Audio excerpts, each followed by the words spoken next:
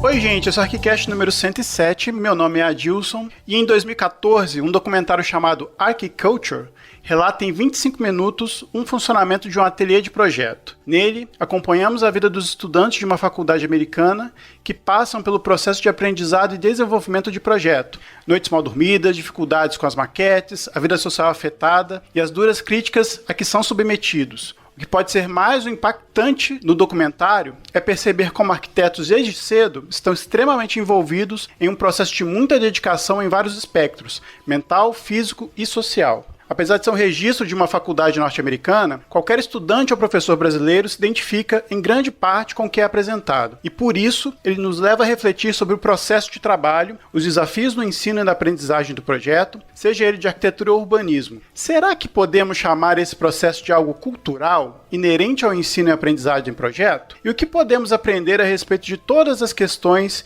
que esse processo envolve? Bom, para falar sobre esse assunto, a gente está aqui, primeiro deixa eu chamar o Pedro Vada, que é arquiteto urbanista pela Escola da Cidade e mestrando na FAUSP, além de ser editor, professor e pesquisador de projetos urbanos. Boa noite, Pedro, tudo bom? Voltando aqui para falar com a gente. Boa noite, pessoal, tudo bem? Tudo certo, graças a Deus. Bom, a gente está aqui também com o Danilo Hideki, que ele é arquiteto urbanista pela FAUSP, especialista em design e faz parte da gestão atual do IAB de São Paulo. E aí, Danilo, boa noite, tudo bom? Oi, gente, boa noite, obrigado pelo convite, tudo ótimo, e vocês? Tudo certo, graças a Deus. Obrigado aí pela presença de vocês dois. E para conversar com os dois, estamos aqui em time completo. Dá boa noite para Lili. E aí, Lili, tudo bom? Tudo bem, boa noite Pedro, boa noite Danilo, sexta-feira, que lindo, né? Estamos todos aqui, sexta-noite de quarentena, produzindo um cast, certamente vai ser muito bom. Obrigada, vamos lá. E tá aqui também o Rafa. E aí, Rafa, como é que você tá? Beleza, fala pessoal, obrigado Pedro, obrigado Danilo por estar aqui com a gente e vamos aí. A gente vai para os e-mails, comentários e outras cositas más.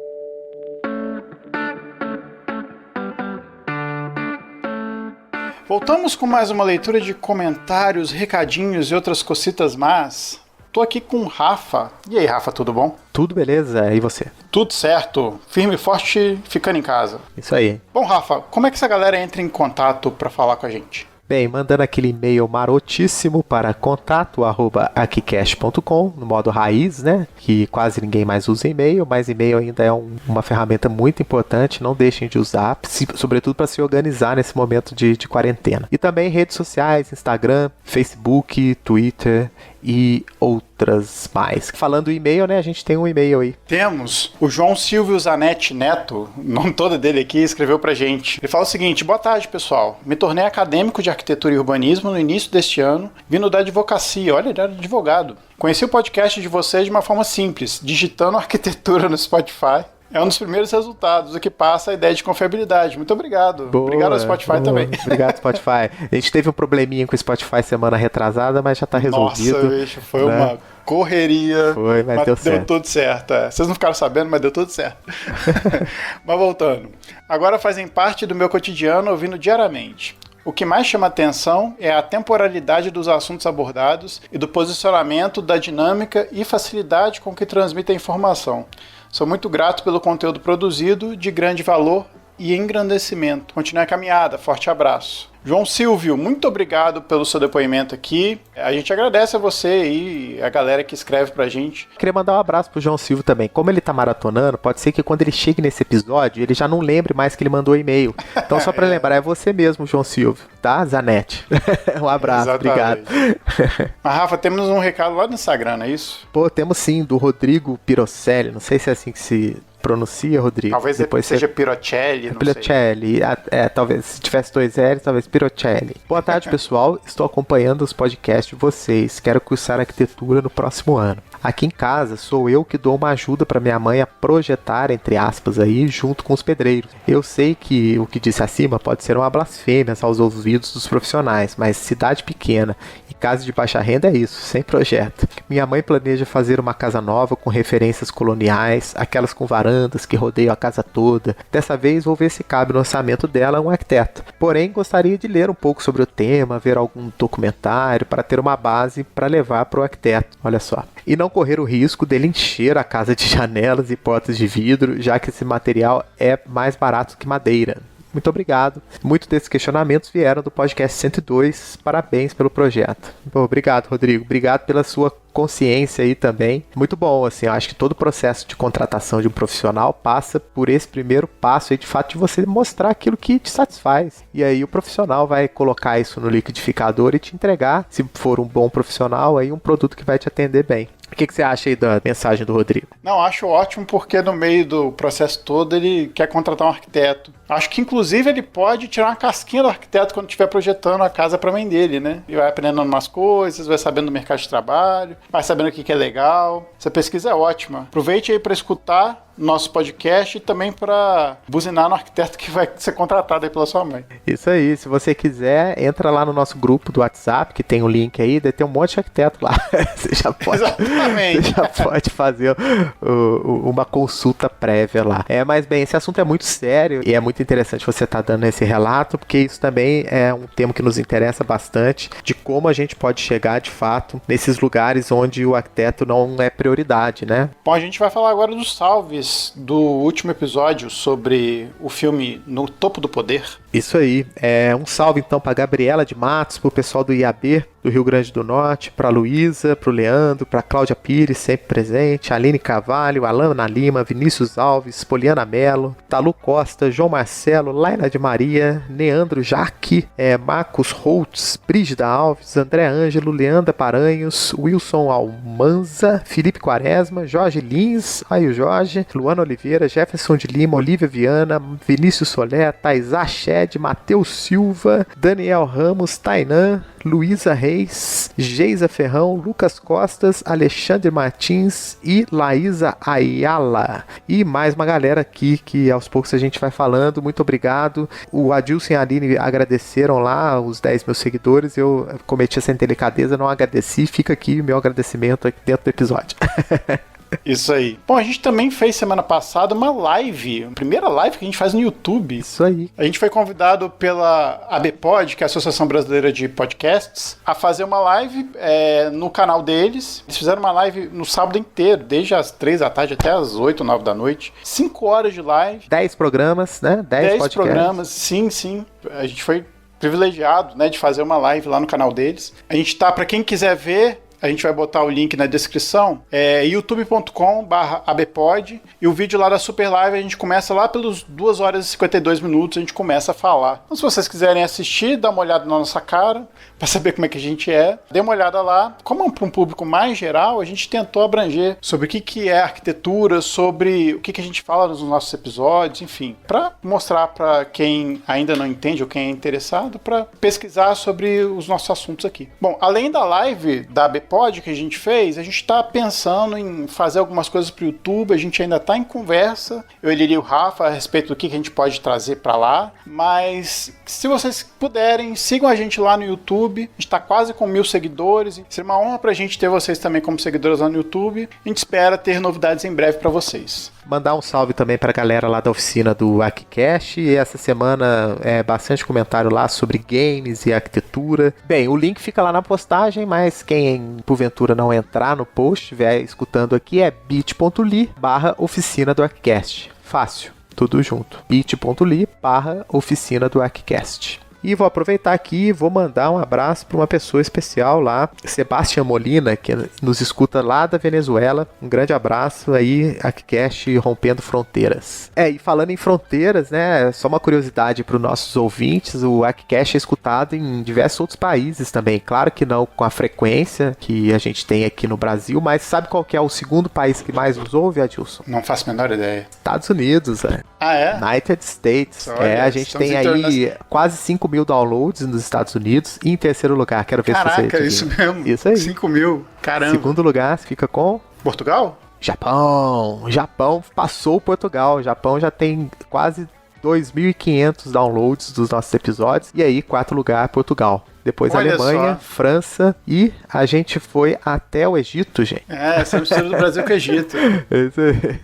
Mas aí, ó, abraço pra galera do Japão. Nos mandem mensagens aí, nos mandem e-mails e tal. A nossa audiência internacional, vamos interagir. Isso Quem aí. sabe nos surgem aí produtos em outros idiomas. Antes de mais nada, pessoal, esse episódio foi motivado por um documentário de 25 minutos chamado Archculture. Esse documentário está disponível no YouTube com legenda em português, então a gente vai deixar o link para vocês na postagem e também lá no Instagram, beleza? Bom, a gente então vai deixar vocês com o episódio de hoje, espero que vocês gostem. A gente volta daqui a 15 dias com mais um episódio para vocês, galera. Valeu! Um abraço, até mais!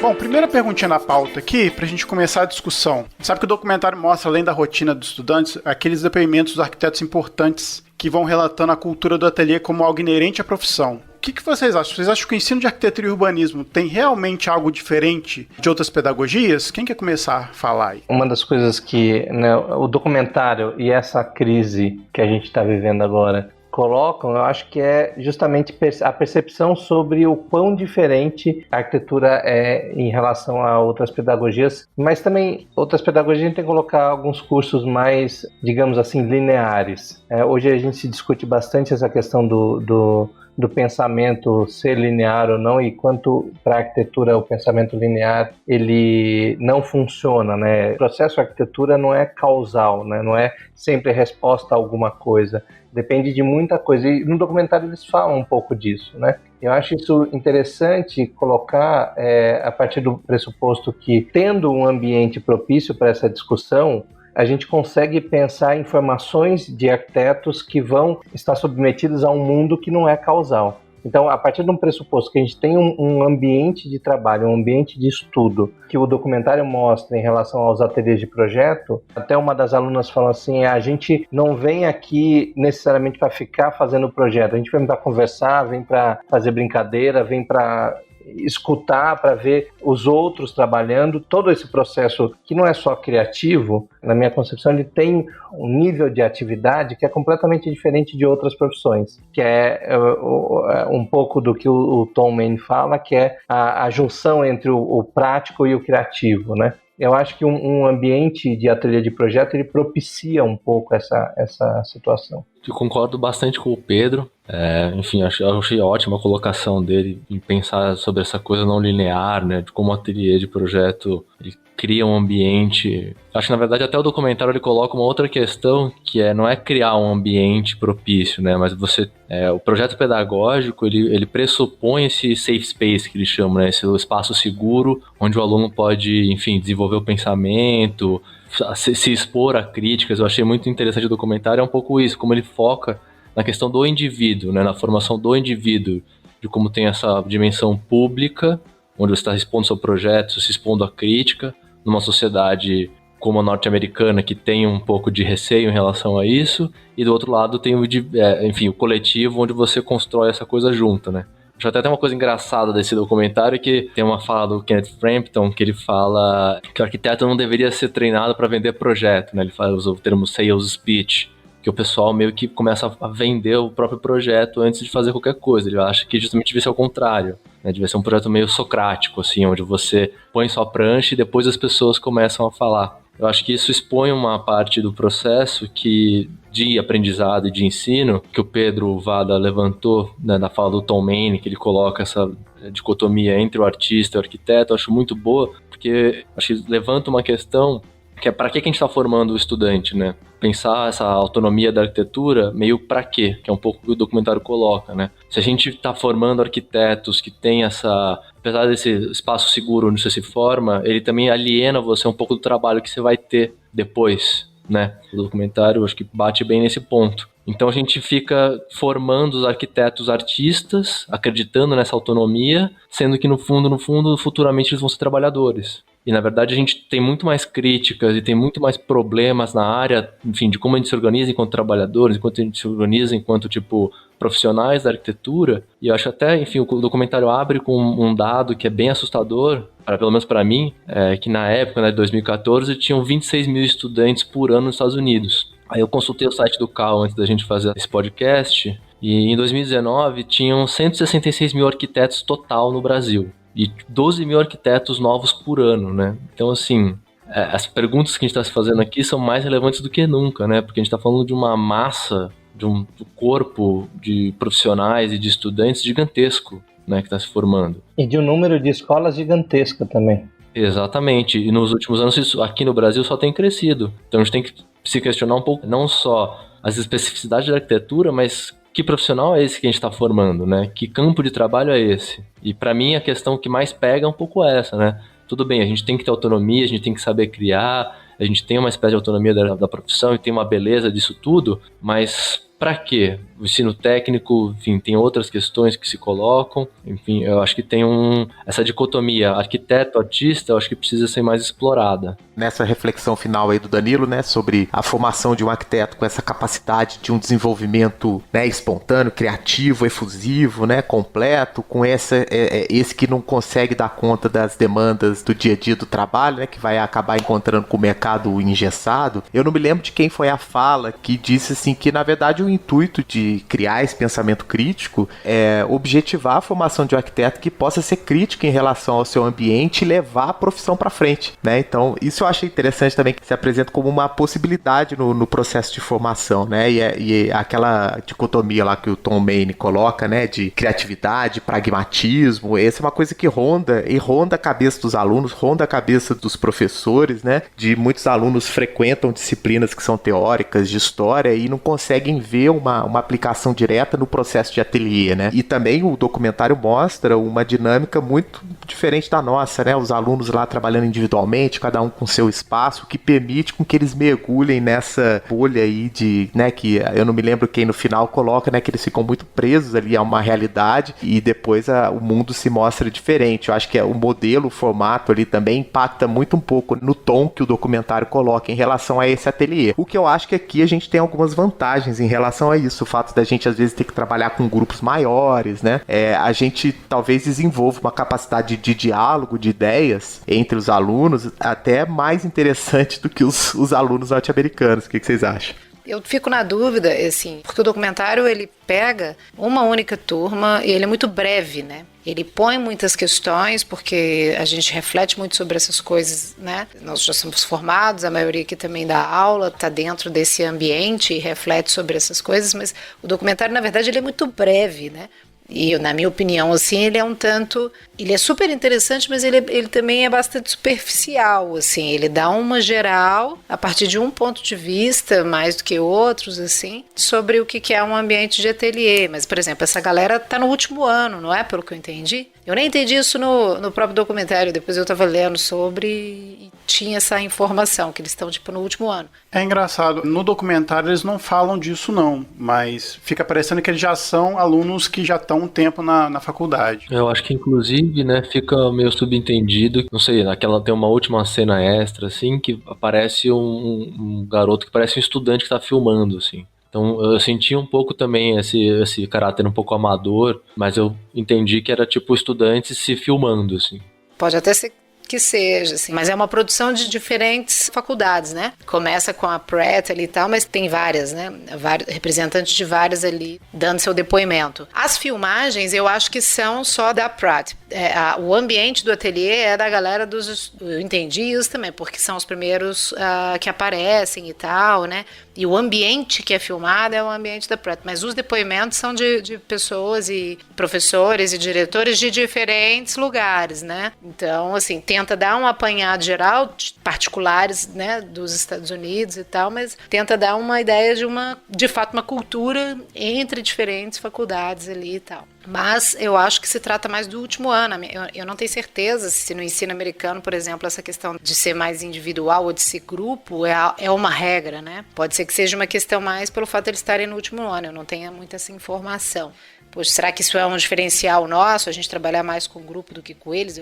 Eu não tenho muito essa informação. Se for, também é uma coisa interessante para pensar. É uma pedagogia diferente de outros cursos e tal. Certamente que ela é muito específica, né? A arquitetura é um campo muito específico também. Ele é super generalista para quem faz, né? E no seu objetivo de formação, mas ao mesmo tempo, comparado, né, à cultura de profissões de uma maneira geral, é algo bem... É um nicho quase ali, né? Assim. Eu acho que ela é mais específica justamente porque ela é bem generalista.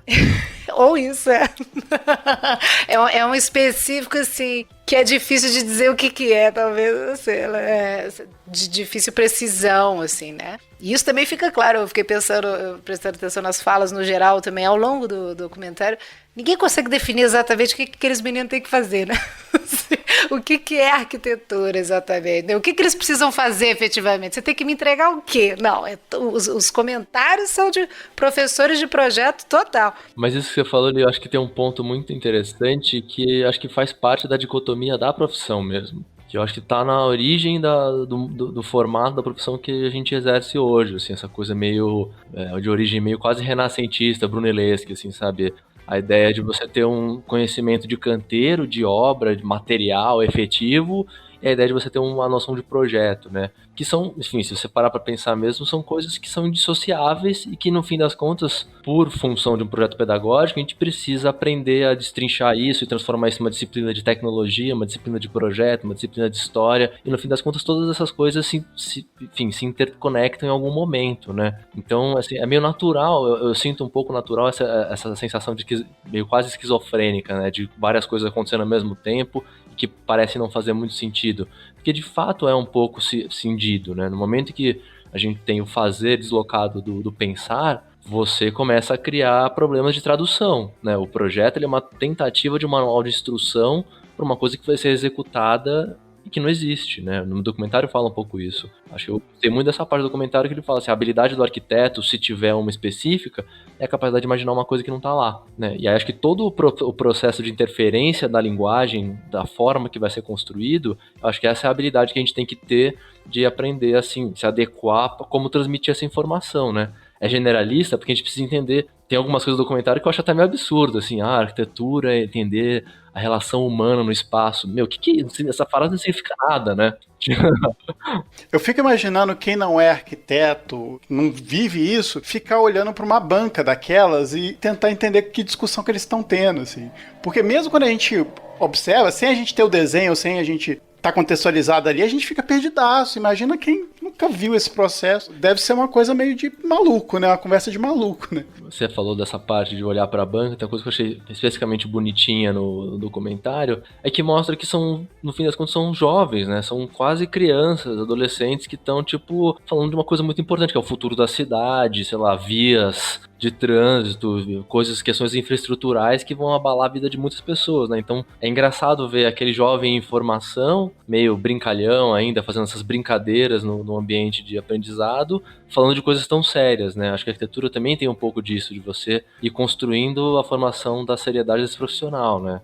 E para complementar essa cena ainda, esses alunos que são jovens e moleques, na hora da banca usam terno e gravata, as meninas se arrumam. Eu acho isso uma coisa, cara, muito engraçado, porque às vezes acontece isso nas minhas salas de aula também. No dia de apresentação, os alunos vêm mais arrumados e não sei o quê. Não sei se é porque a aula é noturna e o pessoal vai pra balada depois. Não, é a cultura da entrega e apresentação de projeto. É o pitch lá que eu quero falar, né? É a cultura do produto, É o que o Frampton fala, né? É o vendedor de projeto, né? Não é o arquiteto que tá falando ali. Não é um ateliê, é um pitch deck, né? Você tá ali vendendo uma ideia, não é só... Tem essa pegada. Parece um palco meio American Idol, assim, né? Uma coisa meio de jurados que você tem que mostrar por que você... Meio Shark Tank, assim, né? Por que meu projeto vale a pena. Mas eu acho que isso também, principalmente para os alunos, né? Se forem alunos mais velhos mesmo, eles têm um pouco dessa pretensão de busca de talentos, os professores buscarem talentos para trabalhar no escritório. Lá fora tem muito disso, né? É verdade, pensar numa questão até de oportunidade, que é de relacionamento, né? Que é uma questão da cultura mesmo, de você estabelecer. É um ambiente, né? Isso é que é interessante, eu acho assim. Acho que o tema também, a archculture, né? O nome, Acho que tem um problema do nome com o que realmente o documentário trata, porque não é só uma cultura arquitetônica, é uma cultura do ateliê especificamente, né? Ele não está falando da arquitetura, da cultura da arquitetura ou do meio social da arquitetura ali, né? E profissional de uma forma geral, ele está falando especificamente sobre a cultura de ateliê, o que não é qualquer coisa, é de fato a cultura que estrutura toda a formação e que estrutura um pouco, eu acho, as expectativas dos alunos, inclusive, sobre o que é ser arquiteto. Eu acho que nesse sentido o documentário é muito bem sucedido, ele mostra esse grupo de jovens ali, alunos e tal, no último ano ou não, fica essa dúvida aí na minha cabeça, eles estão mais pro final, assim, né? Mas que tem uma expectativa inocente, né? Praticamente com relação à profissão, me parece, assim. Eu não sei também. Eu vejo isso já de uma forma mais... Essa cultura do próprio ateliê já com uma visão um pouco mais crítica, assim, né? Da formação. Mas lembrando também que, no caso, pelo fato de eles estarem nos Estados Unidos, igual a Adilson colocou bem, assim, é uma cultura diferente, tá? Mas a gente consegue muito bem se ver naquela situação, né? Seja professores e alunos. A nossa cultura brasileira também de ateliê é diferente, mas guarda muita semelhança, né? Mas a formação deles lá também é exclusivamente arquitetura, né? Ela é muito mais voltada para a arquitetura. A nossa aqui, por essa coisa do arquitetura e urbanismo e tal também, ela ainda tem umas outras questões assim mais inerentes. Lá essa coisa da cultura do objeto, da arquitetura, do ponto de vista construtivo também, é mais clara do ponto de vista curricular, né? Do que aqui. Aqui a gente ainda tem mais disciplinas ali atravessando. Aqui talvez seja coisa muito mais, tá na moda falar fluido, né? Que você mexe com o objeto, ao mesmo tempo você mexe com o entendimento urbanístico, que demanda muita coisa também, né? Então a gente fica também, às vezes, não perdido, diria, porque eu acho que os currículos dão uma diretriz, mas de alguma maneira, assim, esse ensino muito aberto, né? Ao mesmo tempo que dá muita possibilidade de projeto mesmo, de pensar o espaço, né? Dá muito problema também, né?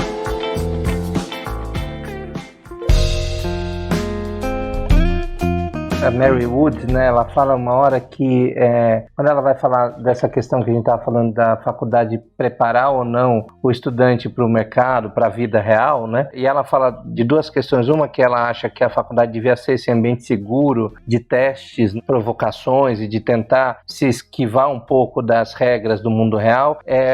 Deveria também ser um laboratório de testes, né, para as questões reais. E aí eu fiquei imaginando que, concordo muito com essa frase, mas que a realidade da faculdade de arquitetura deles lá é muito diferente justamente por conta disso que a Lili falou. Eles estão muito mais embrenhados numa discussão poética da arquitetura do que a gente, no final das contas. Das faculdades que eu conheço, pouco se discute a forma arquitetônica, mais se discute os problemas brasileiros, os problemas das cidades brasileiras, os temas de projetos. Eles são muito mais vinculados com os problemas, principalmente as faculdades que estão em grandes cidades, em grandes centros urbanos, né? Essa discussão sobre ocupações precárias, sempre tem uma discussão sobre habitação social, e eu acho que isso a gente tem muito colocado, né?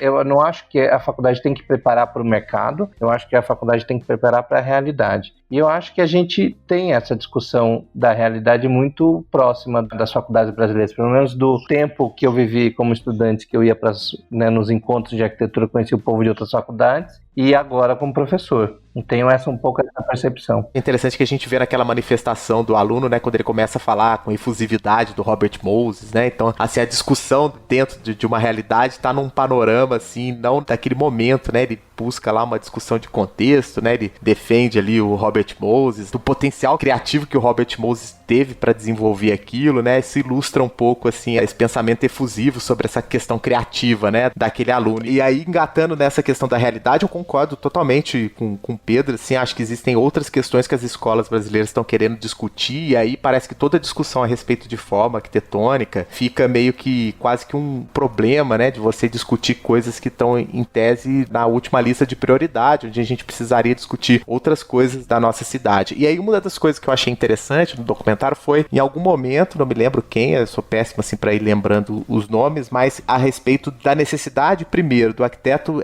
atender a uma demanda e a necessidade que ele tenha a capacidade de criar um problema, né? Então, eles, acho que na tradução até, Adilson, que você fez, você usou esse termo, né? Então, eles têm que ter essa capacidade de construir um problema. E eu acho que isso entra um pouquinho no segundo item da nossa discussão e também um pouquinho aí com aquela diferença que eu citei sobre a nossa dinâmica em grupo e a dinâmica individualizada, né? Vocês acham que essa habilidade falta um pouco aos estudantes de arquitetura, assim, essa capacidade de construir um problema a ser enfrentado e tal, e não só ficar sentado de braço cruzado esperando uma demanda de projeto, né, vamos dizer, um checklist de coisas a serem feitas, né? O que vocês acham disso? Se eu não me engano, Rafa, quem falou essa parte aí é o diretor lá do Pratt, meio falando sobre o projeto pedagógico. E eu discordo em partes, assim, um pouco dessa colocação dele, porque eu acho, enfim, eu entendo que ele tá falando sobre capacitar o estudante de criar, assim, questionamentos sobre a realidade, ser propositivo em relação a ela, mas eu acho que antes disso vem o projeto pedagógico, né? Vem a noção do por que você tá estimulando esse estudante a se questionar. E eu acho que, nesse sentido, o projeto pedagógico é um pouco furado, né? Porque falta um pouco essa noção de coletividade, né? No sentido, acho que o Pedro colocou muito bem, as faculdades aqui no Brasil, elas têm naturalmente uma tendência a lidar com a realidade, porque a gente vive esse contexto onde tudo é um pouco emergência, onde tudo é um pouco falta, onde todos os dias nos noticiários a gente tem alguma notícia para tentar resolver, seja, enfim, no começo do ano era enchente, agora a gente tá tratando Covid, tem sempre pautas que a gente tá um pouco atrasado e a gente tá discutindo. Lá, no momento, o que me impressiona no documentário é que lá eles estão trabalhando em outro contexto, que é o da abundância. Tudo lá é abundante, se você olha no documentário. Os caras têm PC sobrando, tem material de maquete sobrando, tem espaço, eles trabalham em vários espaços diferentes sobrando, então tudo é abundância, né? Então acho que, enfim, isso volta um pouco para aquilo que eu falei no começo, né? Você aliena a pessoa, né? Não à toa que eles se apaixonam um pouco por esse ambiente embrionário ali no ateliê de projeto, porque é um pouco irreal mesmo, né? Um pouco fantasioso. E aí eu volto também para amarrar com a fala do Pedro, que ele cita aquela moça que fala sobre a relação entre academia e mundo, né? Como o lugar precisa ser um lugar safe, que ela até fala da coisa da Torre de Marfim, que é um pouco Torre de Marfim, mas ao mesmo tempo é importante você ter esse espaço para o estudante crescer. Aí eu volto, eu até acho que falta um pouco desses professores, a gente não pode esquecer, né? Que o aluno não saber as coisas é natural. Agora, o professor não conseguir direcionar, a culpa é da instituição. Então tem uma questão muito séria aí, que eu acho que ela levanta, que é um pouco isso. Tudo bem, pode ser até Torre de Marfim, mas é a estrutura pedagógica que deveria construir em torno disso, né? Obviamente a universidade tem que fornecer um ambiente seguro para o aluno poder se expressar e pensar e crescer. Só que ele se alienar da realidade é uma falha do projeto pedagógico, né? Por que a arquitetura não está pesquisando essas questões? Como é a biologia, como é outras áreas das ciências humanas e das ciências exatas, né? Que eu tô passando por todos esses itens, antropologia, geologia, a gente poderia dialogar com todas as questões. Quando você fala o projeto pedagógico e tal, o projeto pedagógico é um elemento fundamental, mas ele é um dos elementos que estruturam, né, os objetivos, por exemplo, de uma determinada disciplina, né, em fazer a educação ali dos seus alunos, né? Então, o projeto pedagógico, ele tem que ser claro o suficiente e coerente com seus propósitos ao ponto de definir qual que é o conjunto de conteúdos e como ele vai passar. Ele tem que tratar, né, dessas duas coisas, o que e como, né, eu vou passar. E eu concordo, não discordo não, mas eu fiquei com duas questões aí na sua fala. Uma é que o Brasil, de certa forma, dá conta de diversas outras temáticas por causa da nossa realidade mesmo. Eu concordo que sim, que isso é uma necessidade, que eu acho que isso acontece pontualmente. Eu não acho que isso acontece como regra. Eu acho que isso é uma exceção. Eu acho que a gente ensina aqui uma cultura e uma ideia de arquitetura dentro desse mainstream cultural aí retratado pelo documentário. Tem um pouco de crítica nesse sentido à nossa forma de ver, e não é a nossa forma de ver, é porque eu acho que essa é uma questão da cultura arquitetônica em geral. E aí vou um pouco para o outro ponto que eu queria colocar, que é também essa diferença, né? Assim, o documentário está abordando especificamente a cultura de ateliê de projeto, as didáticas, né? Esse treinamento, né, uma diferença entre treinamento e educação do arquiteto, o treinamento do arquiteto em cima de habilidades para desenvolver determinado trabalho, ou a educação do arquiteto para ser capaz de improvisar e criar soluções e não necessariamente estar sendo treinado mesmo, né, em alguma prática, que depende da profissão e depende do objetivo, não é que um é muito melhor do que o outro, são funções diferentes dentro de um mundo, todas elas são necessárias, né?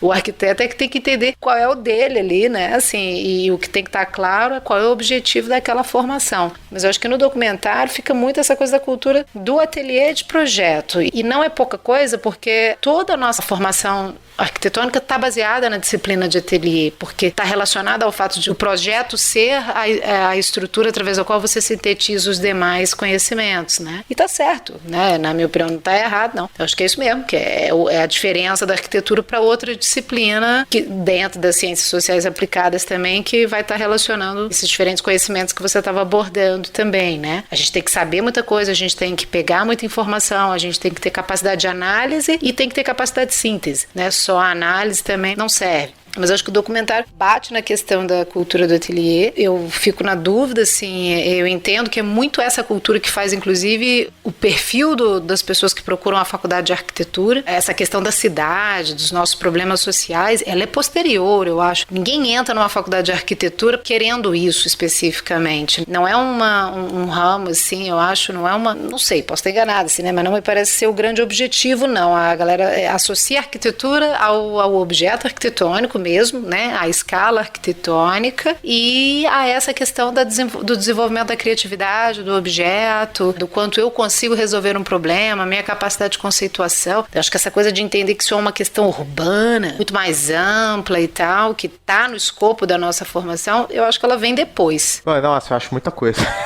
Mas a Lili foi romântica agora, Lili, você é romântica. Eu acho que muito dessa coisa do ateliê, eu acho que mais do que essa vontade de se reunir todos os saberes numa disciplina, eu acho que vai muito mais por ainda os alunos entenderem, não só os alunos, como as instituições e professores, entenderem um ateliê como um simulacro de um escritório. E aí fica toda aquela coroa em cima da disciplina de projeto, como se fosse, né, a única e fundamental. E o segundo ponto que eu acho que o ensino, ele caminha de acordo com o que a sociedade espera de nós, né? E a sociedade tem esperado muito pouco da gente, né? Então a gente estava comentando isso a respeito dessa pandemia, a gente não viu nenhum arquiteto urbanista dando entrevista, sendo entrevistado aí pelas grandes redes de televisão, é porque realmente não esperam isso da gente, mas talvez, né, nos esperem aí nas primeiras páginas de revistas de casas luxuosas e tudo mais, e, enfim. Esse buraco é bem mais embaixo, assim, né? Se a gente for para uma discussão também de necessidade, especificidades, eu acho que é uma especificidade brasileira também, né, que a gente está falando aqui, de uma discussão social necessária. Mas se a gente for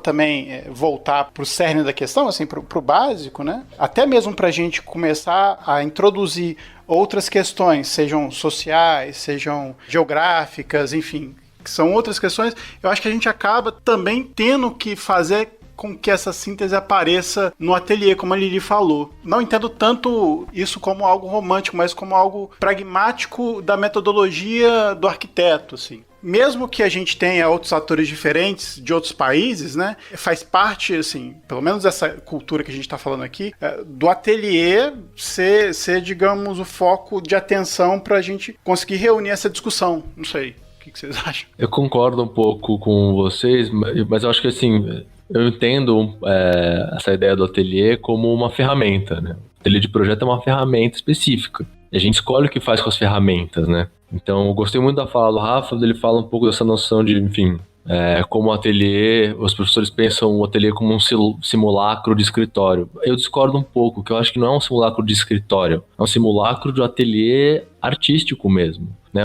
Todos eles no documentário, inclusive, falam, é o único lugar que você vai ter para fazer o seu próprio projeto, para expressar a sua individualidade num projeto. Porque depois que você entra na cadeia produtiva da arquitetura, você provavelmente vai fazer o projeto de um outro star architect, né? De um outro artista, né? De um outro arquiteto maior, que é a cultura que a gente vive hoje, né? Então é muito difícil você imaginar assim, o que seria, né? Eles até fazem uma comparação boa no documentário, que é comparar o arquiteto com o sistema da arquitetura com a Broadway, né? Todo mundo acha que vai ser ator, vai ser o protagonista, e no fim das contas todo mundo vai trabalhar no backstage e só tem um grande protagonista, né? E eu acho que é justamente isso que causa a irrelevância da nossa profissão, de certa forma, né? Porque no momento que você está formando arquitetos artistas, você canaliza essa questão.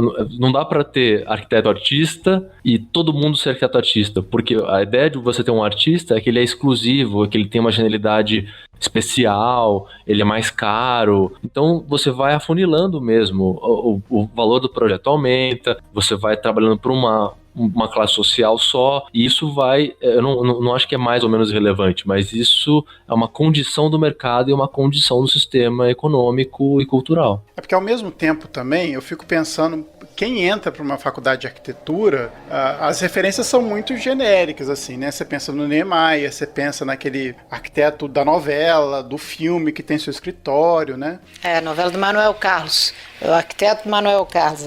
Participou do nosso primeiro episódio, né? Abraço pro Marcelo Antoni, abraço.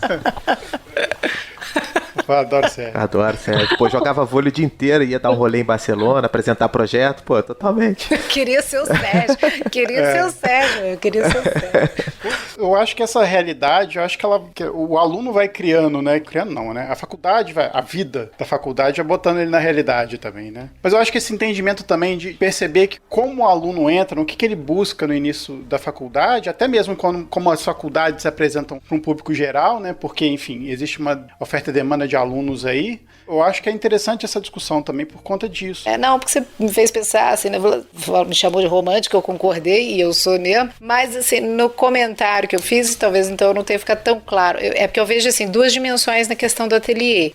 Acho que o que você está chamando de romântico, uma visão romântica, é um pouco a dimensão mais simbólica do que é o ateliê, que envolve essa questão da genialidade e dessa visão mais artística aí, ou mais artesanal do processo de projeto. A outra dimensão é a prática mesmo, é a pragmática, que é assim, que envolve um pouco essa visão de quem entra para fazer arquitetura, que é essa coisa mais relacionada ao mercado do escritório, porque é um pouco o slogan que você acha que o arquiteto faz. O arquiteto se forma e aí a prática do ateliê, as metodologias, eu acho que direcionam para isso, que é assim, simplesmente saber pegar uma coisa, ter um problema, conceituar esse problema, desenvolver uma solução, mas isso precisa ser aplicado, e a metodologia mesmo ali que embasa isso é muito pragmática mesmo, né? Daí eu concordo, assim, eu acho que do ponto de vista da dimensão prática do ateliê, ele é uma coisa voltada ao mercado, voltada à produção de produtos, assim mesmo, né? Da arquitetura como um produto que você precisa entregar, detalhar e tal, e ser bem sucedido, inclusive vender bem. Mas ao mesmo tempo tem a dimensão simbólica, no meu entendimento, que envolve esse desejo, é uma coisa mais subjetiva, sabe? É uma coisa mais indireta, assim, que é um pouco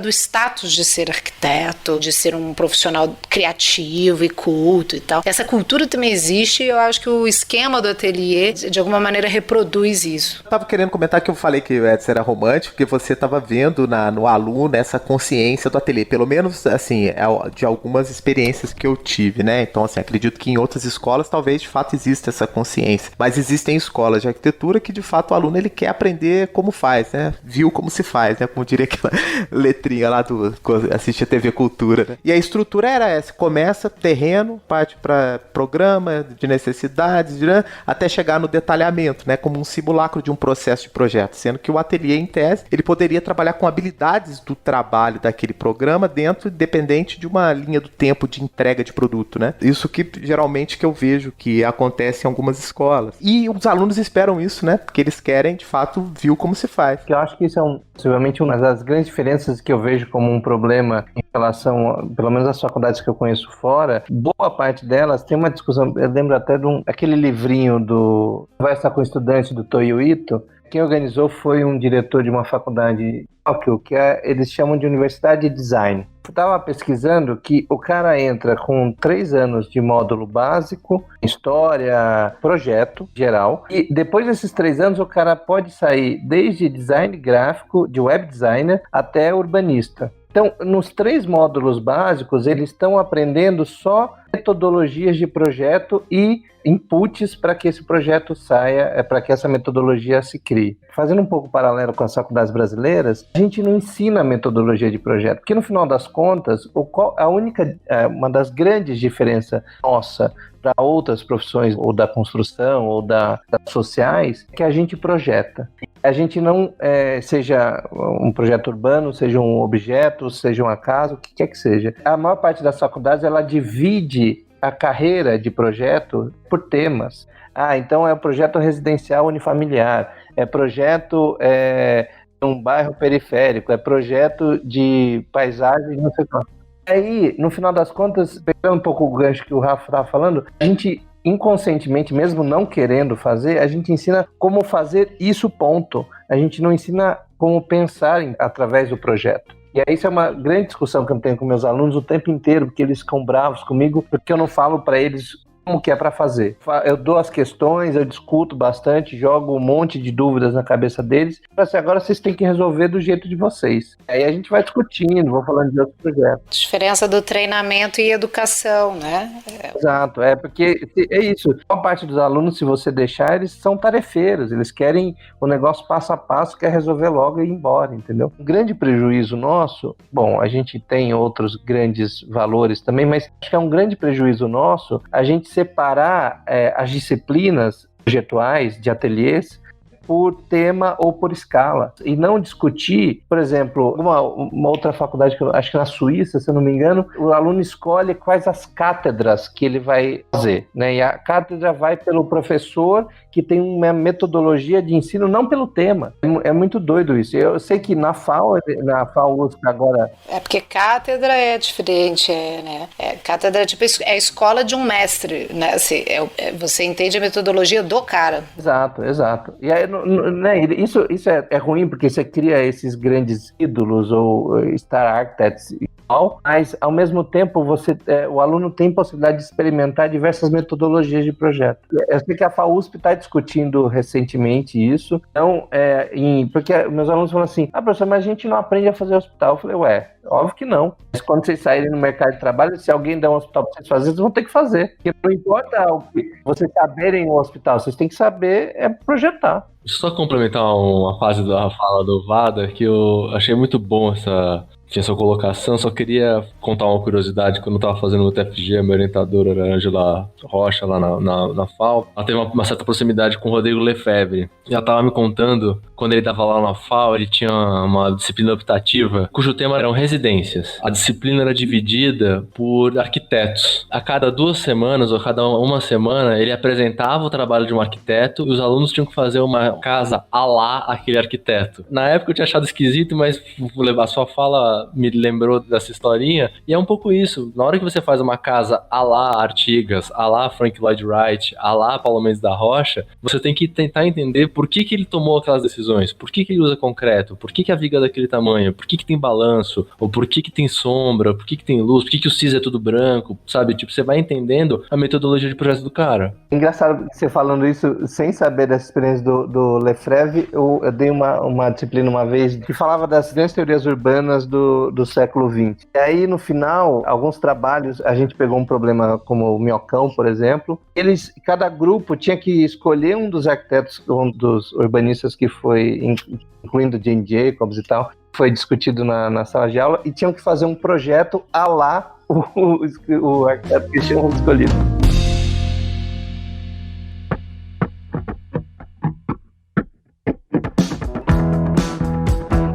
Uma coisa que me chamou atenção no documentário também, e tem a ver com metodologia, igual vocês estão falando, com forma de projetar, né, mais específica de um arquiteto ou outro, é a questão da representação e dos instrumentos mesmo, né, do processo. A galera toda manual, né? Eu fiquei, assim, bem impressionada, né? A galera é corte e costura mesmo o negócio. Trabalhando na maquete ali, numa escala grande, assim, já de uma definição maior do objeto, né? Estão trabalhando grandes escalas e cortando papel e desenhando à mão, parte à mão, usando régua T e tal, régua paralela. Tinha uns desenhos bastante artísticos, inclusive, né? Umas perspectivas com pastel, uma coisa assim. Sim, né? E é isso é curioso, né? Porque também, assim, faculdades particulares com alunos de uma determinada classe social ali também, ou com financiamentos, enfim, não sei a realidade, mas não é uma realidade qualquer, né? Assim, com subsídios para estar trabalhando com tecnologia. Isso não aparece no documentário, né? Vocês pensaram nisso? Acham que isso é o perfil do ensino lá? O que a gente pode falar um pouquinho sobre a representação e não só a representação, sobre os instrumentos mesmo de desenvolvimento nessa etapa do projeto que eles estão ali, que não aparece tecnologia digital, né, computadores, os apoios são todos manuais ali. bem essa relação que você comentou mesmo, a condição social dos alunos mesmo, né? Acho que ali a condição social, se comparado com a maior parte dos alunos brasileiros, é bem diferente. Aí eu acho que nas universidades onde a média dos alunos, uma média que tem uma qualidade financeira, né, maior,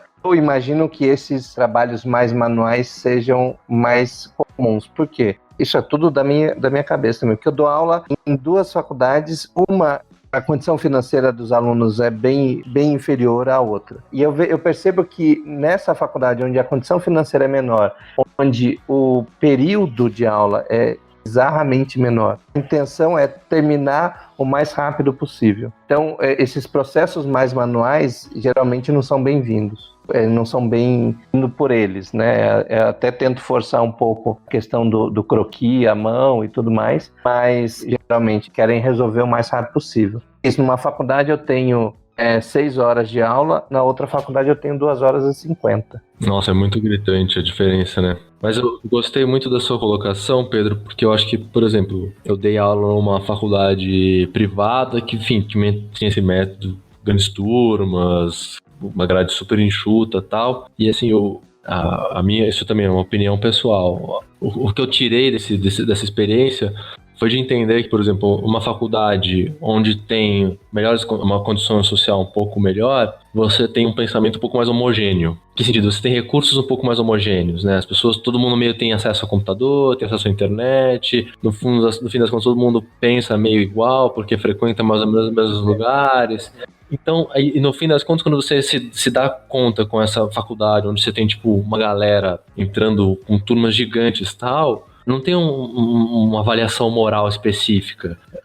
Acho que, no fim das contas, tem uma questão muito mais heterogênea, né? Você tem uma heterogeneidade da turma de condição social, de idade, de gênero, de tudo, entendeu? Tudo é heterogêneo nessas turmas. Porque tem desde o garoto que acabou de entrar, saiu do colégio, até o tiozinho que tá fazendo uma formação, até um cara que é pedreiro, que voltou para fazer o negócio, até a dona de casa. Assim, é super heterogêneo. E eu gostei muito, tentando amarrar com o que você falou antes também, porque o que a gente tem discutido lá no IAB agora, sobre essas coisas do ensino, é um pouco isso, assim, por exemplo, para essas faculdades onde o público é necessariamente mais heterogêneo, porque a gente está falando da população brasileira como um todo, e a gente sabe a condição do ensino médio aí, a gente precisa de um curso de nivelamento em todas as áreas, né? Então, assim, antes de chegar na cultura do ateliê, antes de chegar em tudo isso que a gente está falando aqui, nessa última hora aqui, a gente precisa de um curso de nivelamento para entender, sei lá, já peguei aluno que não sabia usar régua, não sabia mecanicamente, eu fiquei muito, foi um choque para mim, assim, como que você explica para uma pessoa o que é uma régua, o que são esses risquinhos que estão nesse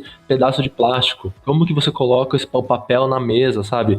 Tipo, e o mais legal desse processo todo é que, assim, é muito triste ver esse processo, mas é muito fácil. E aí eu queria amarrar com o que ele falou, é que eu achei muito legal lá no documentário ver os alunos pintando, desenhando super bem, é super lindo ver, mas eu não, quando eu dava aula também, eu falava para os estudantes, falava assim, não é para ter medo de desenhar. As pessoas tinham medo de desenhar, porque achavam que desenhar tinha que ser desse desenho artístico, super bem, tinha que ter expressividade, tinha muita coisa. Eu falava assim, não, gente, desenho é linguagem, e fazer obra é linguagem também. Você pode ser um super construtor fazendo obra só no WhatsApp. Obviamente, assim, ó, tô registrando isso aqui, mas não é pra se tomar como dado.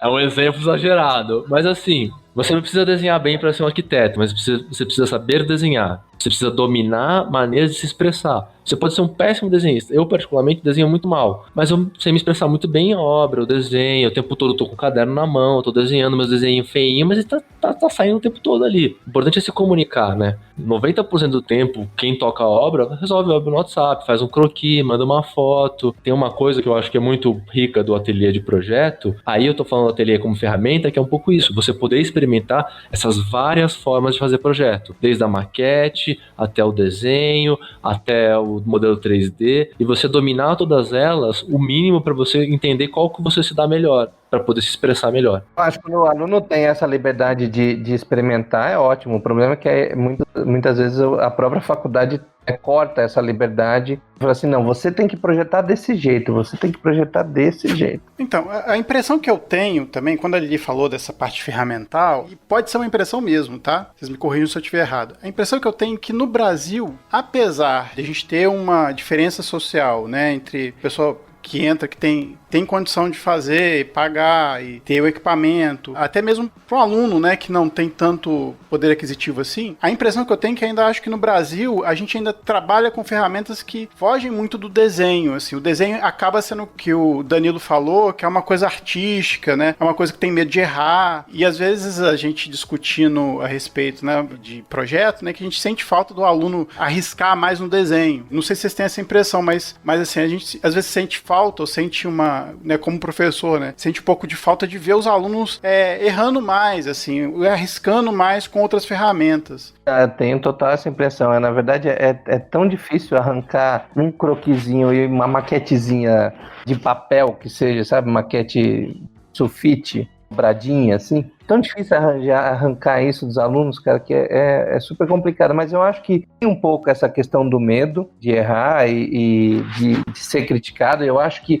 isso, o documentário fala uma coisa muito legal. O ateliê é uma questão muito interessante quando você coloca a sua criatividade para ser testada perante as outras pessoas. E aí os alunos falam, até mostram um debate entre o professor e o aluno, do professor falando que estava errado, que isso ia dar merda economicamente falando e tal. Fala justamente isso, fala assim, os outros, nossos amigos de outros cursos, eles não entendem essa capacidade que a gente colocar a crítica. Né? O estudante de administração nunca vai entender o que é isso. Eu acho que os nossos alunos, pelo menos boa parte dos alunos que eu tive, que eu fui professor até agora, eles têm o medo dessa crítica. É muito difícil, porque acontece mesmo com os críticos de arquitetura, e os arquitetos, quando têm uma obra criticada, se sentem profundamente magoados, pessoalmente. É uma coisa que, quando você critica, parece que a pessoa toma para si aquilo como se fosse um grande problema e fica muito mal. É pessoalizado total e inibe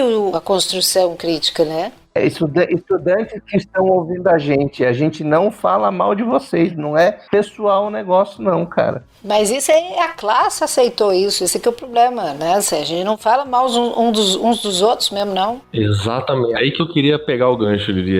Eu acho que a questão da inibição dos estudantes vem de uma má prática de projeto e de ensino de arquitetura que a gente teve aqui, né? Quantos relatos a gente não tem de professores mais velhos que, ficavam tomando uma série de abusos verbais, sim, umas histórias horrorosas de um monte de arquiteto, enfim, essa ideia de um dogma moderno, né? Você tem, história de giz voando, gente saindo pra cima, gente gritando. O meu primeiro trabalho entregue na faculdade, na época eu estudava na PUC Campinas, era uma maquete de isopor horrorosa, assim, era o primeiro trabalho da faculdade. O professor quebrou a maquete, amassou, jogou no chão e falou assim, sempre quis fazer arquitetura, eu falei assim, não, eu prestava medicina antes, não sei o quê. Ele quer fazer medicina. Então, tem umas práticas abusivas também. Tem uma questão que acho que, sim, perpassa as outras coisas, enfim, outras questões de machismo, de violência estrutural, de uma série de coisas que estão incluídas na sociedade como um todo, né? Eu acho que, assim, também faz parte da gente como professor e como, enfim, tá discutindo isso aqui, é um lugar bom e saudável pra gente criar essas novas práticas de projeto. Eu acho que tá mudando, assim, só pra já antecipar a coisa, eu acho que tá mudando. Parte da nossa dificuldade em ouvir crítica é porque a gente tem dificuldade em fazer também. Não só porque a gente se omite, mas porque a gente faz mal, né? Assim, eu acho que aí entra um pouco essa questão cultural, eu acho também, que também não é só aqui. Eu acho que talvez, né, outras escolas e outras culturas, a francesa, a inglesa, assim, eles têm mais tempo de estrada, né, assim, do que nós, inclusive, né, já passaram por isso tudo. Somos latinos, né? Tem o sangue quente também.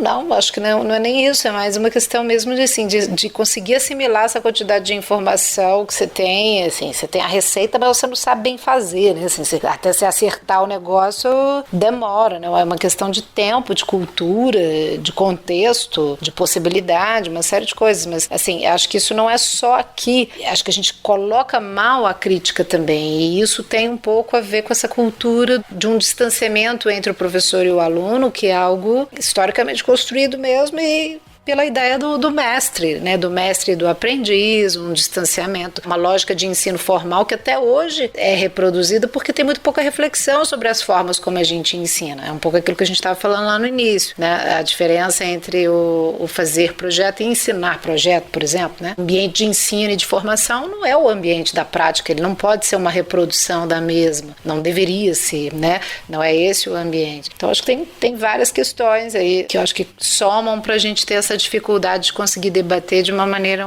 mais objetiva, né? Inclusive, né, um bom projetista pode ser um mau educador ou mau e vice-versa, né? E aqui a gente entra também um pouco nessa discussão, esses relatos, né, de rasgar o projeto, perguntar se tinha feito medicina. A gente teve um caso, eu, a Lili e o Adilson estudamos na universidade pública, né? E tinha um professor que era professor da disciplina de projeto, mas ele não era arquiteto, ele era engenheiro, mas que tocava um pouco a área de arquitetura lá, formado por uma geração ali de muitos dogmas e tudo mais. Ele era engenheiro, mas ele era o arquiteto mais antigo de Juiz de Fora. Isso, exatamente, uma coisa desse tipo. E teve um colega nosso que entrou com um tênis, assim, na sala. Ele olhou pro tênis e falou, dá pra ver que você não vai ser arquiteto olhando pro seu tênis, assim, coisas desse tipo, assim, né? Que tem a ver isso um pouco que o Danilo falou, né? De costumes e todos outros problemas que estão transversais. Mas acho que, sobretudo, uma geração de professores que estavam, né, estabelecidos sobre um dogma de projeto e tal, essa pluralidade, essa diversidade que foi surgindo aí, fins do século XX, tá entrando aos poucos na escola, tá, por outro lado, gerando uma ansiedade geral, tanto em professores quanto alunos, nas infinitas possibilidades que se tem. E acabam que os trabalhos no ateliê acabam ficando, né, extenuantes. Como é que vocês acham, aí uma pergunta para todo mundo, assim, como é que eu acho que a gente vai conseguir soltar um pouco essa ansiedade geral que acontece dentro até o documentário mostra um pouco, né, que eu acho que essa questão de você gastar energia em questões que às vezes não estão bem colocadas nem pela própria instituição, nem pelos próprios professores, né? Então, quando você também não tem um processo pedagógico claro, o aluno fica extenuado, porque ele não sabe onde quer chegar também, né? Tem um pouco a ver com o que o Danilo tinha falado um pouco lá atrás. O que vocês acham disso? Vocês acham que parte dessa cultura é o que está gerando esse esgotamento, esse burnout? Para mim, um dos grandes autores que fala sobre isso é o coreano lá, o Byung-Chul Han, né? E, inclusive, ele tem um dos livros mais conhecidos dele, é a Sociedade, é traduzido como Sociedade do Cansaço, mas é Burnout Society, né? E aí tem uma discussão que ele coloca que se aplica totalmente para a arquitetura, a sociedade do desempenho e essa cobrança da gente ser positivo e estar sempre muito bem o tempo inteiro, né? Eu acho que para a arquitetura, essa questão excesso de trabalho, que por um lado eu acho que às vezes necessário, mas por outro eu acho super valorizado muitas vezes, causa essa ansiedade o tempo inteiro. Uma das estudantes ela fala que a síndrome do projeto que ela fala, né, que ela chega em casa, toma banho e ela ainda tá falando, puta, eu tenho que voltar lá para projetar mais. Mas essa colocação sua eu achei muito boa, porque ela chama do design high, né, como você ficar, tipo, bem louco de projeto. Eu, pessoalmente, eu tenho um termo para isso que eu chamo, quando a gente, sei lá, quando tá fazendo estudo preliminar, alguma coisa, eu falo de tamo grávido de projeto, né. Você fica com aquele negócio de estacionando e tal. E eu fiquei muito chateado um pouco com essa parte do documentário, porque essa deveria ser a parte mais gostosa do projeto. É quando você tá com aquela coisa, né, você deveria ter tempo pra pensar sobre isso e ver isso, e, enfim, fazer as coisas com calma. Mas aí eu acho que, tentando amarrar com o que o Rafa perguntou, sobre como resolve essa coisa do burnout, eu acho que é um pouco isso que o Pedro falou. A citação do autor sul-coreano lá é maravilhosa, porque é isso, enquanto a gente está submetido a um sistema de mercado que ele vai tentar extrair o máximo de produtividade da gente, né? E a gente reproduz isso nas faculdades, as faculdades reproduzem isso para tentar formar o melhor aluno, ter o melhor TFG, ter o melhor não sei o que lá. O desempenho é o que manda tudo, né? O valor simbólico, como a Lili levantou muito bem, é o que define se você é melhor ou pior, se você é mais sofisticado ou menos sofisticado. Então tudo vai caminhar para te esgotar, né? A gente tem esse sistema de trabalho que está ficando cada vez mais precário, você tem uma espécie de uberização de todo o processo de trabalho. Agora a gente está vivendo durante essa síndrome do Covid aí, você tem que estar disponível o tempo todo, porque você está online o tempo todo também. Então tudo tende a precarizar o trabalho e aumentar o nível de aumentar a quantidade de horas que você trabalha, né? E aí, respondendo o projeto, um pouco o Rafa, com a perspectiva de mudança, né? Não só dando essa perspectiva apocalíptica do trabalho, eu acho que a resposta para a sua pergunta é o que você já está fazendo agora, que é conversar com outras pessoas, criar debates públicos, fazer o seu podcast onde você levanta essas questões, porque se a gente ficar individualmente tentando resolver as coisas, a gente vai eventualmente chegar num burnout, né? A única forma de sair dessa situação é coletivamente. É se organizando, é conversando com outras pessoas, enfim, conversando com outros profissionais da área, tentando ver e debater questões para você mudar suas práticas de projeto, pensando em outras práticas juntos de você, né? Eu acho que há um nível de incerteza também quando a gente trabalha com projeto, e quando o professor e o aluno não têm muita certeza do produto que eles têm que entregar, isso estou falando dos dois. Se o professor está certo do que o aluno tem que entregar, eu acho que se ele passar a mensagem, eu acho que acalma mais o aluno, assim, de alguma maneira. O processo fica melhor. Mas quando há uma incerteza entre o que o professor quer e o que o aluno tem que produzir, eu acho que essa ansiedade aumenta. E muitas vezes eu acho que passa um pouco por parte dessa precarização, de que muitas vezes a metodologia às vezes não fica clara, ou o professor está esperando que os alunos produzam uma coisa X, mas muitas vezes eles não conseguem produzir por N fatores. Esse limiar de incerteza, eu acho que atrapalha também nesse processo. Ainda soma essa ansiedade que pode ser gerada. E eu acho que isso acontece mais do que deveria, assim. O meu caso, a maior parte das disciplinas, principalmente as disciplinas de projeto que eu dou, as projetuais, né? Eu ponho na lista, né, no programa de aula, o produto a ser colocado. Tanto é que eu explico as entregas todas as aulas. É uma coisa assim, que às vezes é cansativo e tal, mas todas as aulas eu reexplico de maneiras diferentes e tento colocar, mas sem colocar uma coisa, um produto fechado ou aonde eu quero que eles cheguem de fato. Eu acho que, de fato, gera uma ansiedade muito maior para eles e para mim. Mas, ao mesmo tempo, eu tento tirar eles da zona de conforto da listinha pronta de tem que entregar 3 cortes, tem que responder essas questões, tem que fazer...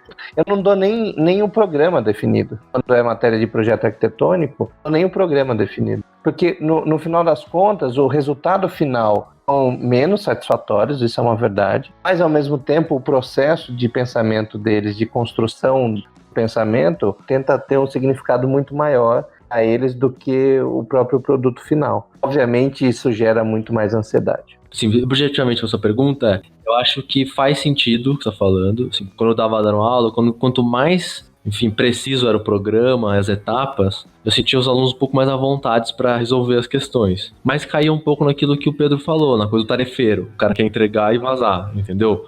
Então, assim, eu acho que o projeto pedagógico, ele pode englobar essas duas esferas do projeto. Por isso que eu acho que, assim, a arquitetura é contradição o tempo todo. Tem que ter o genérico, o momento da arte, e tem que ter um momento do pragmatismo. E aí, só para ilustrar esse processo, tem uma história muito engraçada de uma disciplina do professor Júlio Kaczynski, que é um arquiteto aqui de São Paulo, que ele dava uma disciplina de de história da arquitetura, que era pro primeiro ano dos alunos que ingressavam na faculdade. O produto dessa disciplina era uma maquete de um projeto, enfim, histórico, que estava sendo estudado na disciplina. Essa disciplina existe até hoje, lá na FAUSP. E aí ele contou que na primeira vez que ele deu esse projeto, foi muito legal, os alunos fizeram as maquetes e tal, mas tinha um estudante dele lá que era uma negação. O cara não conseguiu entregar, tipo, quase bombou, tal, não sei o quê. E ele pegou o cara e falou assim, o que você vai fazer, o projeto? Pensei em fazer o Panteão. Aí o cara não entendia nada, tal. Ele falou, vai pra biblioteca, acha o desenho do Panteão e vem aqui voltar comigo. Ele pegou, achou um desenho lá. E nesse processo todo, o que ele fez? Ele ensinou o garoto a ir na biblioteca, o garoto pegou o livro, voltou pra falar com ele, ensinou a tirar xerox do livro pra poder chegar na escala que precisava. Então ele aprendeu a usar a escala, aprendeu a usar, ler projeto. E o mais legal de tudo é que no final a maquete dele era só um corte, era como se fosse um corte transversal do Panteão, porque o Panteão, vocês vão ser, eu vou descrever aqui, ele tem uma ponta circular. Então ele pegou um corte só, e o mesmo corte ele colou como se fosse uma cruz. Então o negativo da maquete era a maquete do Panteão. Que, assim, foi um negócio, assim, é quase uma escultura super sofisticada, que foi o resultado de um processo que, pelo que ele descreve, eu ouvi isso dele, foi uma coisa muito dessa interação direta entre a falta de conhecimento que tinha o estudante estudante e ele tentando transmitir esse conhecimento, entendeu? Acho que é um pouco dessa coisa do tempo do ensinar também. Produzir alguma coisa, né? Talvez gere menos ansiedade, mas eu acho que vocês falaram, né? Você tem que ter também uma possibilidade de abstração maior, né? De você ter essa possibilidade de poder discutir outras coisas e poder ser mais aberto. De qualquer maneira, eu acho que assim, se o professor e o aluno conseguem entrar num acordo, eu acho que isso já é meio caminho andado. Né? Eu não sei se vocês deram aula compartilhado com outros professores, né, dando orientação e tal. É super engraçado que o aluno nunca sabe que professor eu vou seguir, né? Que opinião que eu vou... São metodologias diferentes de trabalho, né? E você trabalha com um professor mais solto, mais ansioso, porque você não sabe o que você tem que entregar, e com outro professor você tem lá mais uma linha mais rígida, tem que entregar isso. Você aprende coisas diferentes nos dois. Essa variedade do discurso, da metodologia, do jeitão de dar aula, ela é super legal, no final das contas. No próprio documentário, no finalzinho, ele fala, não lembro quem, eu acho que o cara da Autodesk lá do documentário, ele fala assim, o problema da escola de arquitetura hoje em dia é que eles treinam todo mundo para fazer a mesma coisa, né? Aí ele tava falando justamente dessa coisa de treinar todo mundo para ser um Star Architect. Essa fala eu concordo um pouco com ele. Depende um pouco da dinâmica, né? Do mesmo jeito que tem o professor mais solto e o professor mais pragmático, tem o estudante que vai funcionar melhor com o professor mais solto, porque ele tem essa pulsão criativa que é incontrolável, sei lá. E tem o cara que é mais tarefeiro, vai querer fazer uma coisa mais, tipo, micreirinha, né?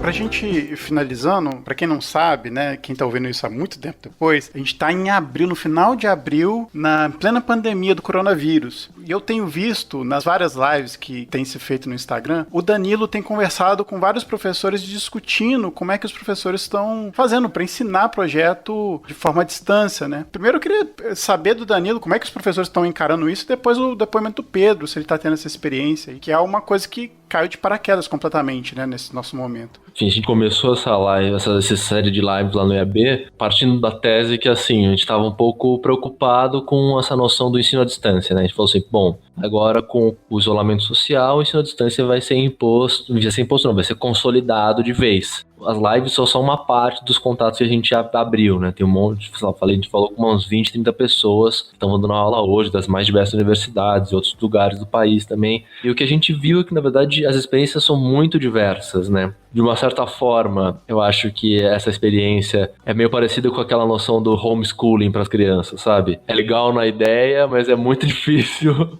no momento que você está passando por isso. Enfim, é muito legal porque isso, EAD é uma coisa importante para tentar democratizar, no momento que você pensa nisso de uma forma a democratizar o ensino, né? Tipo, você tentar chegar em regiões remotas, esse tipo de coisa. Agora, você transformar toda a disciplina e todo o sistema pedagógico para ensino à distância é muito limitador. As principais questões que a gente tem visto é cada live um professor meio que levanta uma questão diferente, né? Com o professor Rafael Orano da Unicamp, ele fez uma questão mais holística, falando um pouco qual que é o sentido, né, de você ficar dando uma disciplina de arquitetura, sendo que você nem sabe o mundo que você vai encontrar depois, né? Ele falou uma coisa muito legal, que também tem uma questão, todo dia é uma nova quebra de paradigma, né? Todo dia a gente tem que precisar se reinventar, não só das ferramentas, mas também do por que a gente está fazendo isso, né? Aí no dia seguinte falei com o João Yamamoto do Senac, ele levantou a questão da materialidade, como é que você faz maquete, como é que você fornece material para o pessoal que está isolado. A Lívia, lá em Nova York, contou outros problemas de como está grave a situação lá. Enfim, tem uma similaridade com a relação política, porque os estados estão respeitando o isolamento e o governo federal tem uma outra postura em relação a isso, e como a universidade dela, que é uma universidade de design, tem uma relação muito íntima com as próprias empresas. Então,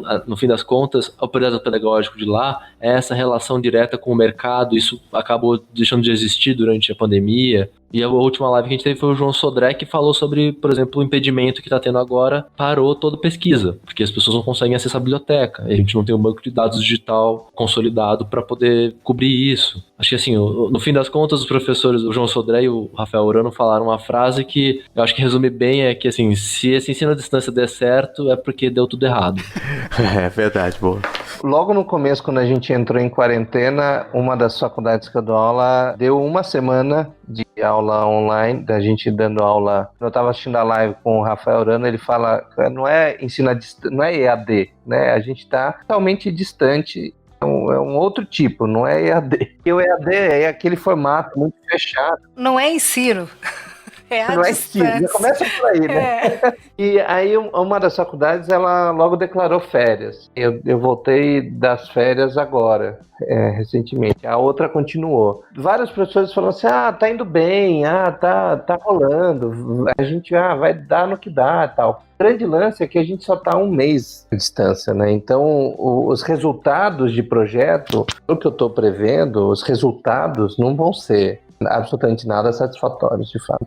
Tem, obviamente, os problemas do dia a dia de como desenhar para o aluno ver. Eu estou desenhando ali, uma das faculdades tem uma plataforma que ajuda, até comprei uma caneta para desenhar no computador e não sei o quê. E se der certo isso, é porque a gente deu muito errado. Comecei a dar aula como substituta lá na Federal do Rio e foi interrompida, né, pela questão da pandemia e tal, então, na verdade, nem mal comecei, né, de projeto, mas a UFRJ tomou a decisão de não fazer o EAD, a não migrar e tal, até por uma questão pertinente às faculdades federais, que é o fato da galera não ter acesso à internet, nem todo mundo tem acesso à internet fora da faculdade, tem aluno que não tem nem, às vezes, computador, ou se tem computador, não tem internet, ou não tem um lugar tranquilo para ter as aulas, então é o oposto da tecnologia ser um elemento de democratização. A tecnologia às vezes pode ser um elemento de diferenciação entre os alunos, que é de exclusão, que é um pouco o que acontece na realidade das federais, né? Que é lá onde eu tô. Então a gente não está tendo. Então eu não tenho essa experiência de vocês de tentar dar aula de projetos à distância, assim, não consigo visualizar. Um caso muito rápido que ilustra isso que você está dizendo, né?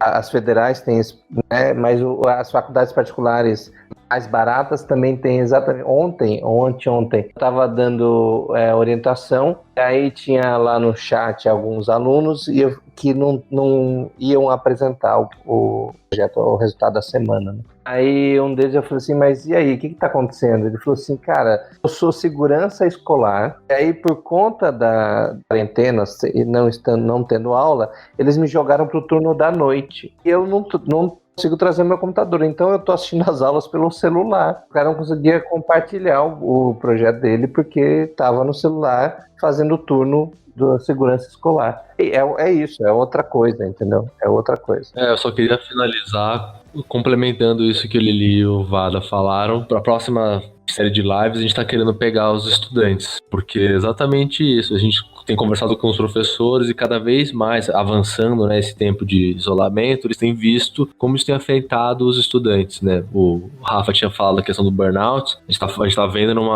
Eu conversei com outro professor esses dias, colega, que ele falou, cara, eu parei a aula para dar atendimento psicológico para os meus estudantes. Porque assim, como que eu vou pedir para ele assimilar um conteúdo no momento que ele não consegue psicologicamente, enfim, ele tá com medo, ele não sabe nem se vai ter profissão depois desse processo todo, entendeu? Tipo... Não, e dá tudo errado, a internet falha, não sei o que falha, o outro não sabe usar. A gente é a prova disso, né, Lili? Que a internet falha. Exato, e eu vejo pelos meus filhos, né, eu tenho 2 filhos, uma de 12 e um de 10, fazendo aula online, cara, experimentando, né, não vai substituir uma reposição posterior, mas está fazendo, né, estão fazendo, colégio tentando, todo mundo tentando, né, assim, é um esforço coletivo também para tentar ver qual é esse novo normal aí, né? Já que ele está vindo, como é que nós vamos começar a lidar com ele agora? Ninguém tem resposta, para estar todo mundo tentando. É muito difícil. A minha filha Manuela estava falando, mãe, a professora estava falando, não é que não estava rolando, a internet não estava rolando, mas a imagem e o som estavam descompassados. Então a professora estava lá na frente, eu só recebi o áudio dela um tempo depois, eu não consigo entender o que ela está falando. Eu falei, realmente, não vai ter como, não. Eu falei, ela sugeriu algum livro, ela sugeriu algum livrozinho, alguma página. Vamos ler isso em algum lugar, minha filha, porque se depender da aula, nós estamos ferrados. Nem a infraestrutura a gente tem para isso, isso é complicado. O que fica desse processo todo é que, assim, as ferramentas mudam e o processo pedagógico, enfim, o sistema pedagógico tem que mudar também, né? Porque é isso, a gente estava acostumado com 4 horas de ateliê, de projeto, que você fica solto ali, conversando com um aluno ou outro. Você querer transportar isso imediatamente para 4 horas de live, de, sei lá, online, direto, 4 horas no computador, a capacidade de concentração é outra, você tem outras questões, você destrói, os alunos estão destruídos, eles estão, tipo, exaustos. Você fica 4 horas com esse áudio picado, tendo que ficar prestando atenção na tela, que tem uma luz, não sei o que, isso acaba com a concentração, né? Não, meus filhos vão no banheiro o tempo inteiro, é uma coisa impressionante. Não precisa nem pedir pra professora. Não precisa nem pedir. Acho que também tem, né, o óbvio problema da falta de contato social, né? Você não tá vendo a cara dos alunos, você não sabe o que tá. Eles estão, de fato, entendendo. Porque, cara, eu vejo a cara dos meus alunos quando eles não estão entendendo o que eu tô falando. Eles não precisam nem falar, entendeu? Estão vendo ali. É engraçado, eu tô terminando as aulas assim, falando, toca no sininho, assina o canal, fica brincando de youtuber, sabe? Mas é uma forma de descontrair, porque é aquela coisa, né? A gente tá esperando, tomara que a gente... Eu fico pensando assim, depois disso tudo que a gente falou, tomara que essa discussão ainda seja relevante daqui a algum tempo, né? Porque, né? Mas a gente espera que, enfim, tudo vai dar certo no final, só não sabe quando é que é esse final. Como o cara termina do comentário, né? O arquiteto é um otimista por natureza. Eu concordo com isso tudo, né? Muda o meio, muda tudo, né? Muda a mensagem, tem que mudar também, a forma como a gente conversa, a forma como eles interagem, a gente está totalmente despreparado. Todas as plataformas, acredito, né? A maioria delas de AD que foram desenvolvidas para um propósito que não esse, em especial. E aí é loucura. Uma das coisas também que eu tô tentando incentivar, pelo menos 2 turmas minhas que eu tô vendo que eles estão mais ansiosos, assim, deles fazerem encontros virtuais entre eles também, cara, porque é muito doido, eles não fazem. Ficar só ouvindo o professor, cada um entende uma coisa que é pra fazer, eles ficam todos muito doidos. Assim, gente, vocês têm que fazer uma reunião aí 2 vezes por semana. Eu falo isso com a Manuela, minha filha, aos 12, ela também não entende. Mas é a mesma tentativa, tipo assim, gente, tem que fazer isso dar certo de alguma maneira. Esse é um projeto que a gente está querendo puxar lá no IAB agora para a sequência também dessas lives de ensino, que é uma espécie de, assim, o estudante na faculdade privada, ele tem muito essa postura de cliente, né? E isso cria uma relação um pouco tóxica com o professor, né? Porque você tá meio prestando um serviço e fica muito engessado, né? O que eu falei aqui, eu acho que a solução para as coisas que todas as questões que a gente tá colocando aqui é discutir coletivamente, né? Dentro dessas investigações que a gente tá tentando iniciar lá no IAB, é tentar ver se não vale a pena de tentar criar um sistema de incentivo a agremiações, sabe? Porque no momento que você coletiviza as discussões, essa iniciativa do VAD é maravilhosa, porque no momento que você faz os estudantes conversarem entre si, eles acabam encontrando pautas em comum, inseguranças em comum, avaliam as deficiências da turma, que cada turma, conforme, não só cada estudante é muito específico, mas cada turma é muito específica também. Tem turmas que são mais tarefeiras, tem turmas que são mais artísticas, poéticas, né? Então, assim, essa noção coletiva é importante fomentar, não com viés ideológico, mas com o viés de você conseguir criar ambientes mais saudáveis de discussão. Tem uma questão de articulação mesmo, né? É um pouco se reconhecer no outro também, assim, compartilhar a dificuldade, você vai encontrar, ele tá tendo a mesma dificuldade que eu, então fico menos ansioso com essa coisa.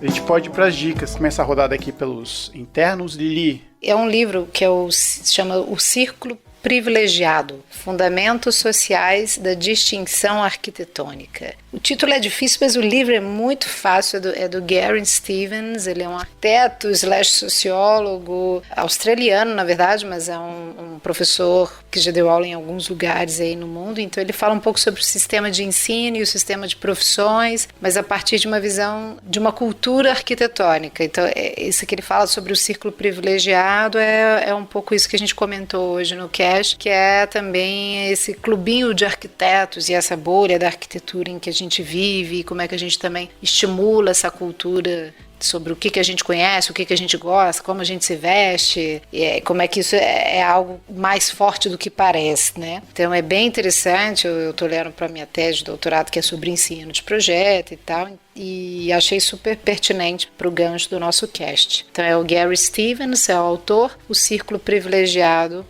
é o título principal aí do livro. É isso. Poxa, eu tinha esquecido da dica, mas aí eu lembrei de um texto que há muito tempo eu tinha lido, do Mahfouz, e que eu entrei aqui agora para ver, e eu me surpreendi com a data do texto, lá de 2009, que é o Ateliê de Projeto como uma Mini Escola, que ele faz uma crítica sobre esse processo de ateliê, que tenta muito copiar os modelos de produção do mercado. É uma discussão do Mahfouz muito em cima do projeto, né? Ele gosta de discutir muito conceitualmente as arquiteturas, então ele faz uma crítica sobre essa ponte, essa postura dos professores, e é um texto interessante, assim, eu preciso ler ele completo de novo agora, porque ele já tem mais de uma década, mas eu me lembro que eu me lembro de uns primeiros textos ali que estavam querendo discutir o ensino de projeto de uma outra perspectiva. É um texto que está no site do Vitruvius, né? Então é fácil acesso aí, o link para vocês. Minha dica vai ser menos Caxias, assim, vai ser mais de diversão para você que tá aí na quarentena e quer se reunir com os amigos depois da reunião de projeto que vocês vão ter com a live. Tem um aplicativo bacaninha que é o House Party. Você instala ele e você consegue achar pela sua lista de contatos quem tem também. E aí você pode jogar alguns joguinhos, tipo aqueles de imaginação que você desenha, além de fazer conferências, é claro, tem vários joguinhos bacanas. Fica aí para você se divertir no celular quando você puder. Chama House Party, o aplicativo.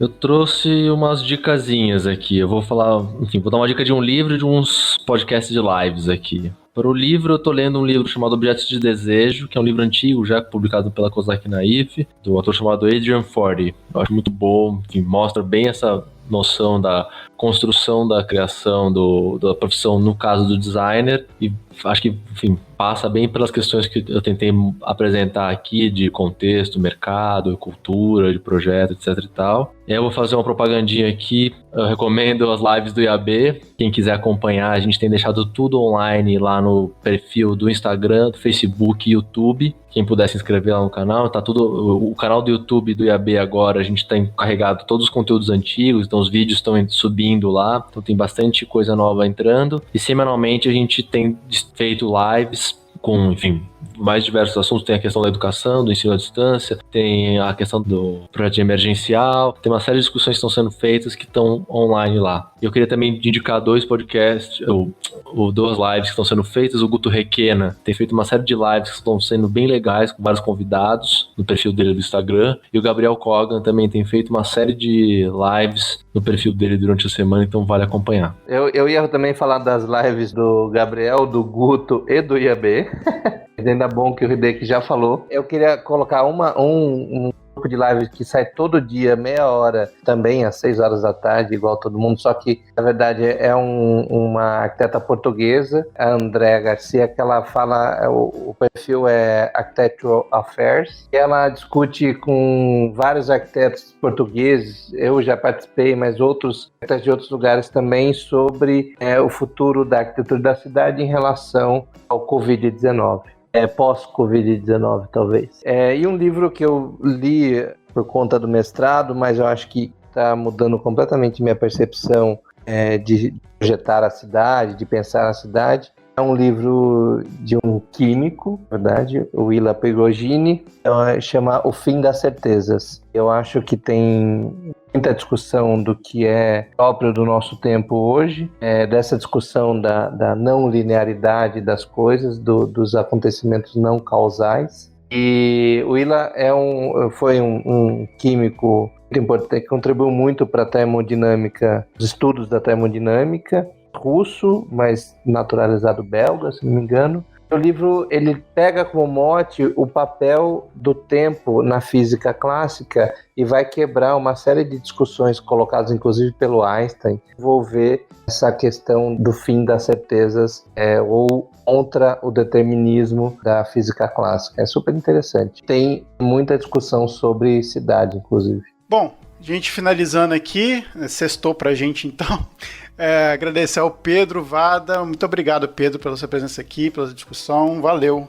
Apareça mais vezes. Agradeço muito o convite de novo. Foi um prazer participar de novo do ArchiCast. Vocês são incríveis. Sou super fã. Imagina, obrigado. E Danilo, muito obrigado aqui, sua primeira vez. Espero que você volte mais vezes também para conversar com a gente. Gente, muito obrigado pelo convite. Foi muito bom. Enfim, me senti muito lisonjeado pelo convite. Foi excelente. Obrigado e parabéns pelo trabalho. Obrigado, gente. Lili, Rafa, mais um aí pra conta, né?